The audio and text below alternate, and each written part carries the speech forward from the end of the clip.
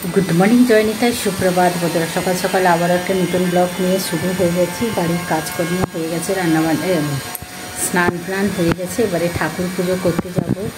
নিচে পুজো করলাম, তুলসী তলায় ধূপ ফুপ দিয়ে, পুরো এখানে পান গাছে ধূপ ফুপ দিয়ে জল দিলাম। আর গরমে পুরো একদম স্নান করার সাথে সাথে যেন সে ফ্যান ছাড়া যেন পুরো ডুবে গেছি, কেন প্রদীপ জ্বালার জন্য ফ্যানগুলো জ্বালছে না, পুরো একদম ঘামে ডুবে যাচ্ছি। চলো আবার ছাদে যেতে হবে। ছাদে তো সবচেয়ে বেশি গরম। ঠাকুর ঘরে মনে হয় যেন পুরো একদম বয়েল হয়ে যাব, এক সেকেন্ড মানে থাকাই যায় না। তারপরে বাড়ি ঘর পর ঝাঁটিয়ে পরিষ্কার করে পুছে তারপরে পুরো মনে হয় যেন স্নান করে নিলাম ওখানে। তাও তো ঠাকুরকে পুজো করতে হবে বসে বসে। চলো ঠাকুরটা পুজো করে নিই, তারপরে আবার ব্রেকফাস্ট বানাবো, কি খাই দেখা যাক। চলো প্রেম সে বলো রাধে রাধে। জয়নিতাই, রাধে রাধে বন্ধুরা। হরে কৃষ্ণ হরে কৃষ্ণ। পুজো পাঠ হয়ে গেছে আমাদের বাড়ির ফুলই, এখন আর বাজার থেকে কিনা হয় না। বাড়িতে যা ফুল হয় পুজোই হয়ে যায়। পুজো হয়ে গেছে, বাইরে তুলসী তলায় ধূপ ও সব জল ফল দিয়ে দিয়েছি, দিয়ে যে সুন্দর করে পুজো করে দিয়েছি। আর সরস্বতী মাকে সুন্দর করে সাজিয়েছে। আর যা গরম না, এসার পরে দেখো এই যে ঘুগনি আর রুটি বানিয়ে নিয়েছি। এই যে ঘুগনি, নিরামিষ ঘুগনি হয় আমাদের, আলু ছাড়া। প্রেসার কুকারে খুব তাড়াতাড়ি ঘুগনি হয়ে যায়। ঘুগনি বসিয়ে চা রুটি করতে করতে আমার হয়ে গেল। ঘুগনি রুটিটা খেয়ে নেই, তারপরে দুপুরের আবার রান্নাবান্না হবে। আজকে একটু কেউ আসবে, সেটা দেখবে তোমরা।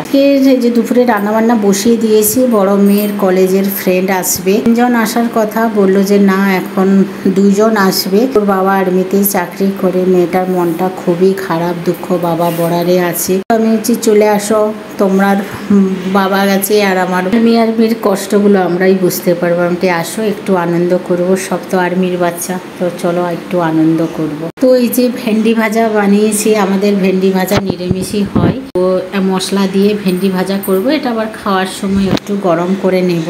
বেশিরভাগ নিরামিষই হচ্ছে, চিকেন করব। আর এই যে দেখো আলু ভাজা, পটল ভাজা, একটু কুমড়ে ভাজা, চা ভাজা করেছি। আমার আর বড়মশাইয়ের জন্য টক ডাল করেছি, ধনেপাতা আর আম দিয়ে টক ডাল। আর এই যে দেখো ওদের জন্য লাল লাল চিকেনের ঝোল হচ্ছে। সব হয়ে গেছে, শুধু চিকেনটা হলেই হয়ে যাবে। আর এই দেখো কলেজে মস্তি করছে, আমার জন্য ভিডিও করে এনেছে। হচ্ছে আদ্রি হচ্ছে আমার জন্যই ভিডিও করে আনে, বলে হ্যালো গাইস। তোমরা দেখেছো কলেজে পরীক্ষা দিতে যাওয়ার সময় প্রত্যেকটা ভিডিওতে এ আর রূপা, কায়া সব মুখ দেখায়।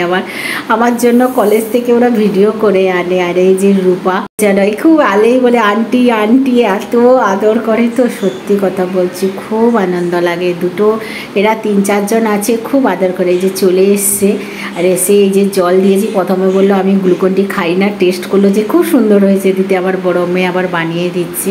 এই যে সব 3 জন, বলবো না 3 বোনই হলো যে জমিছে। এখন আমি দেখো দুপুরে সব রান্না রেডি হয়ে গেছি। আর আমি সবার জন্য লেগ পিস বাটিতে খুব বের করলাম, চিপস দিলাম, এই যে সালাড, সব থালাতে সুন্দর করে সাজিয়ে তাদের পরিবেশন করে দিয়েছি। এরা ওখানে খাবে। আর আসার পরে আমি ওই যে শরবত খেলো, তারপরে চিপস বানিয়ে দিয়েছিলাম, সব খেয়েছে। আর এই যে 4 মূর্তি বসেছে। আর ওখানে আমার বরমশাই উপরে বসতেও তো নিচে বসতে পারে না, কষ্ট হয়, পায়ের জন্য নিচে বসতে বারণ করেছে ডাক্তার। আর এই যে এখানে 4 মূর্তি বসেছে বলে আন্টি আমার পেট ফেটে গেল। আর এখানে দেখো আমি সব থালা বাসন পরিষ্কার করেছি। আমি থালা বাসন ধুয়ে দিয়েছি, বড়মশাই নিচটা একটু ধেপে পুছে দিয়েছে। এসে তারপরে আমি এই যে খেতে বসবো।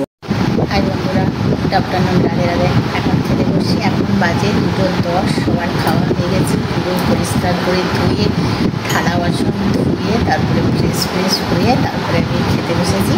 আর আমার তো নিরামিষ, ভাবলাম জল ঢালা ভাত খাবো। তারপরে চলো ডাল দিয়ে, টক ডাল যেহেতু খেয়ে নিই, এটা দিয়ে আগে থেকেই ভেবে রেখেছিলাম অল্প করে আমার জন্য আলাদা ভাত বসে ওটাই জল ঢালবো ভেবেছিলাম। তারপরে বললাম যে না, তাই চা ভাজাও করেছিলাম জল ঢালা ভাত দিয়ে খাবো। না, ভাত খেয়ে নেই, চলো ভাতটা খেয়ে নেই। তারপরে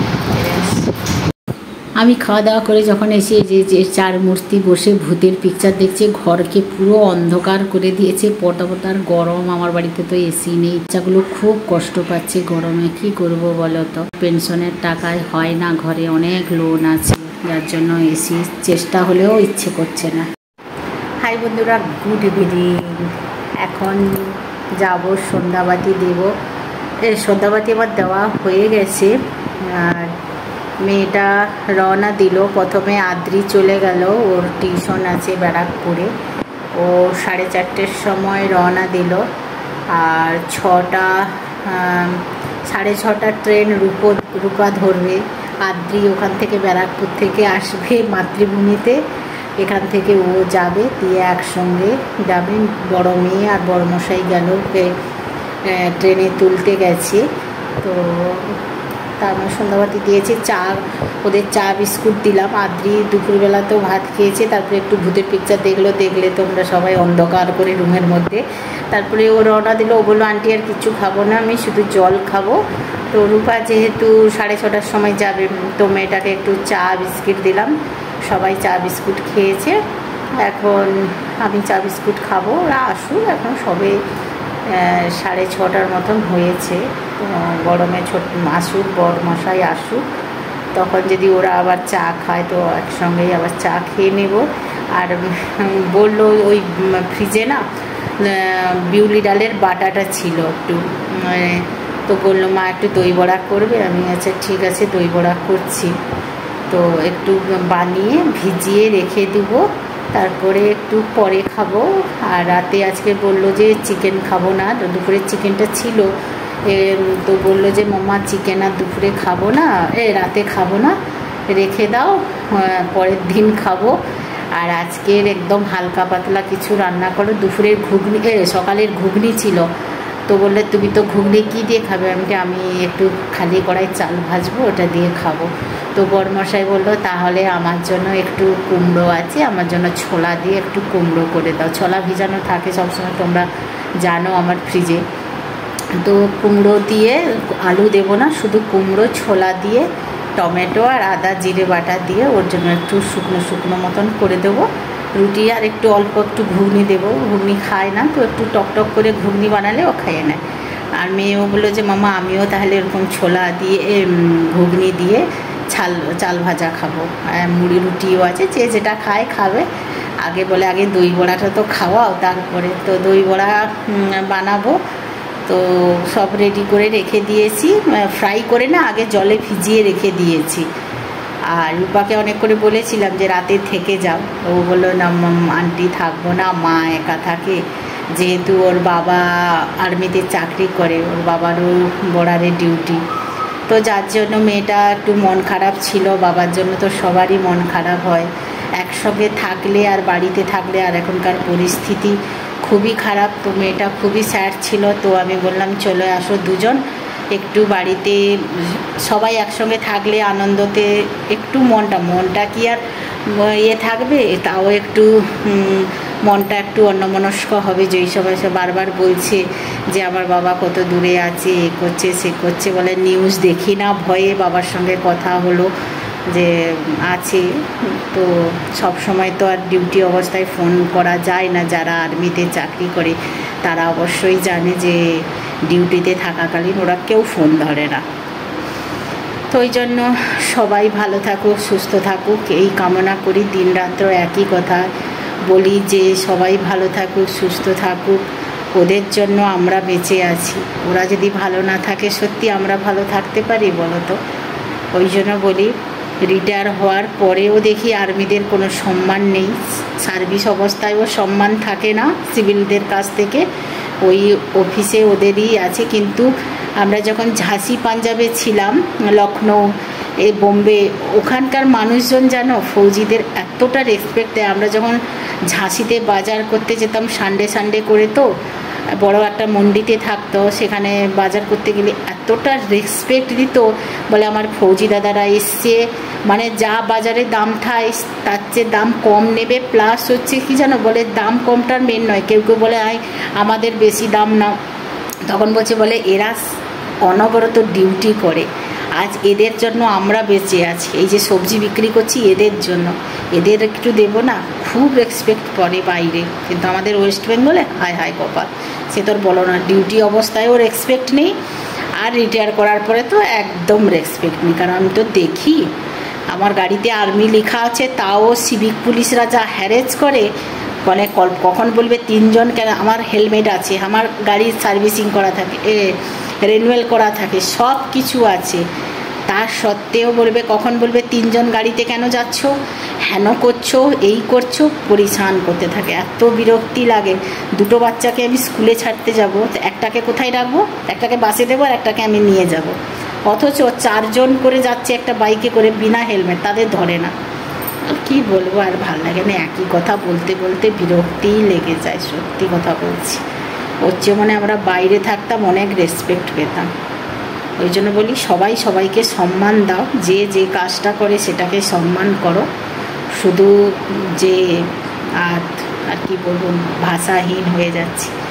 দেশের যা হচ্ছে, দিনরাত ঠাকুরকে ডাকি সবাই ভালো থাকুক, সুস্থ থাকুক, এই কামনা করি। আর তোমরা না জেনে উল্টাপাল্টা কমেন্ট করো না, সত্যি কথা। আর্মিদের যে কষ্ট, সেটা শুধু আর্মির ফ্যামিলিরাই বুঝতে পারে। যারা স্ট্রাগল করে তারাই জানে যে আর্মিদের কতটা কষ্ট। কোনো ছুটি পায় না, ওই যা বছরে 3 বার ওরা ছুটি আসে, ওই যা ছুটিটাই পায়, ওদের ছুটিটা এক্সট্রা কোনো, ওই যে আমাদের যেমন আজকের গুরু নানকের জন্মদিন, কাল রবীন্দ্রনাথের জন্মদিন, কাল নেতাজির জন্মদিন, ওই সব ছুটি থাকে না ওদের ওই 24 আওয়ার্স ডিউটি করতে হয়। বউ মরুক, মা মরুক, যেই মরুক, ডিউটি তোমাকে করতেই হবে। তুমি এক্সট্রা ছুটি আসলে সেটা আলাদা ব্যাপার। যেমন এখন গণ্ডগোলের সময় দেখো, ছুটি প্রায় সবার ক্যান্সেল হয়ে গেছে যারা বর্ডারে থাকে।